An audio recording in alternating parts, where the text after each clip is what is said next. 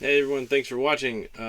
Please subscribe if you haven't yet. If you find these videos helpful or useful or even just interesting, subscribe. I'd appreciate it. So we've got two stories today. The first one is a little more serious, and then we'll get to just kind of a fun one after that. So from The Verge here, and I picked The Verge for this story because it was the least biased I could find. Actually, I think they did a good job here. This is by Addie Robertson and Russell Brandom, excuse me. I thought they did a good job in this article of not being biased. It's pretty straightforward. So let's read. Federal court blocks Texas law banning viewpoint discrimination on social media. Social media platforms have a First Amendment right to moderate, wrote the judge. A federal judge has blocked a Texas law that aimed to limit large social platforms' ability to moderate content on the grounds that it is likely to violate the First Amendment. The order issued by a federal district court in Austin on Wednesday night granted an injunction proposed by NetChoice and the CCIA that puts the HB 20 law on hold until the conclusion of the case. Quote, HB 20's prohibitions on censorship and constraints on how social media platforms disseminate content violate the First Amendment, determined Judge Robert Pittman in the decision. Quote, content moderation and curation will benefit users and the public by reducing harmful content and providing a safe, useful service, Pittman said, explaining why the injunction was beneficial. Quote, social media platforms have a First Amendment right to moderate content disseminated on their platforms. End quote. The order reads, citing three separate Supreme Court decisions affirming the principle. Quote, private companies that use editorial judgment to choose whether to publish content, and if they do publish content, use editorial judgment to choose what they want to publish, cannot be compelled by the government to publish other content.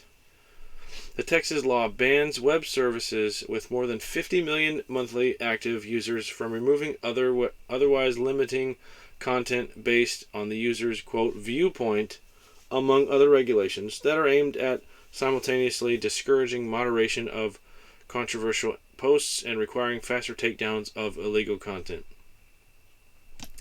Well, that sounds good to me, taking down illegal content. It's intended to fight what Texas politicians have described as unfairly liberal-leaning moderation on sites like Facebook and Twitter. I wouldn't call it liberal-leaning. I would call it leftist lunacy, but that's just me.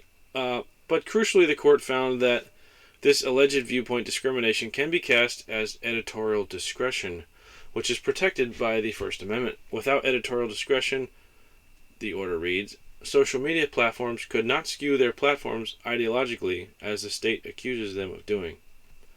Judge Pittman also objected to rules that require publishing detailed moderation reports. The law's disclosure rules are inordinately burdensome, given the unfathomable large numbers of posts to these sites. So they complain here that the judge complains that the law requires them to do too many things that would be impossible considering the amount of traffic and posts they go across these sites. And it's saying it's unfairly. They're saying it's unfairly targeting these leftist sites, these more liberal, they would say, sites on purpose, saying that they're not. They have to have 50 million users. In other words, it doesn't apply to these smaller organizations like Parler and Gab, these social media platforms that are more of the conservative persuasion. Quote, the record in this case confirms that the legislature intended to target large social media platforms perceived as being biased against conservative views. NetChoice and CCIA previously sued over a similar Florida social media law. That rule received a scathing rebuke from a judge who blocked its implementation in June. You can follow this link and read it if you'd like, but I thought that's interesting. There's a judge ordered injunction on this until this is all sorted out. So we'll have to see what happens with this. I just thought it would be interesting for people to know what's going on with that. Federal court judge, at least at this point, is not buying it. So we'll see where that goes. On the lighter side, Amazon Alexa can now respond to running water and bleeping appliances. I don't think that was supposed to be a curse word. It just means you're You'll see in a minute. Amazon Pharmacy customers can now order prescription refills through Alexa as well. This is pretty cool. Some new features, new abilities the Alexa's getting. Amazon has expanded sound detection for routines, as well as made Alexa's prescription refill skill available to Amazon Pharmacy customers. The company described the changes in its Alexa monthly roundup for November, which also includes mention of the U.S. rollout of conversation mode and that the wall-mounted Echo Show 15, blah, blah, blah, blah. Amazon first announced its plan to support custom sounds at its fall event back in September, but it doesn't look like you'll be able to program custom sounds just yet. Amazon has simply added 2 new sounds you can tell Alexa to recognize. With the new update, the device can listen out for sounds of water running and appliances beeping. I can see why those would be pretty useful. But being able to program your own sounds would be fantastic. If you want Alexa to detect the chime of your dryer, for example, you could set up a routine for Alexa to send you a notification when your dryer has turned off. That's great. That's pretty cool. Previously, the device could only recognize dogs barking, babies crying, snoring, glass shattering. That's cool. You got a glass break detector in your Alexa, as well as smoke alarms beeping. Pretty useful stuff.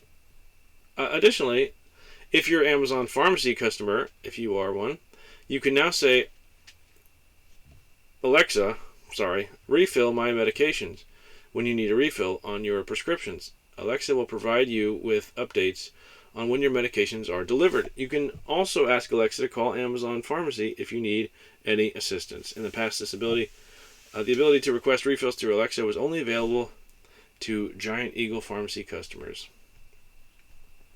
Amazon has also fully rolled out conversation mode for the 3rd Gen Echo Show 10 in the US, something that has started adding to devices in November. You can opt into the feature saying, Alexa, join the conversation. After that, you can speak more, quote, naturally with Alexa without using a wake word. That's not creepy at all. I'm not sure what you would use that for, but it'd be interesting to test it. Amazon also notes that anyone in the room can talk with Alexa. They just have to face the device's camera. Not creepy at all. During conversation mode, Alexa will respond if directly addressed and will also pause if it gets interrupted. You'll know the conversation mode is on by the blue border that appears around the Echo Show screen. When you want to turn it off, simply say, leave this conversation. So you're telling me this Echo Show is listening to the entire conversation in the room. It's listening for the wake word, right? And it's watching everyone's face. So, yeah. If you have one of these telescreens, Echo Shows, I don't know how you don't find that creepy. I don't have an Amazon Alexa, but I do find this interesting, and I can see how this would be very useful.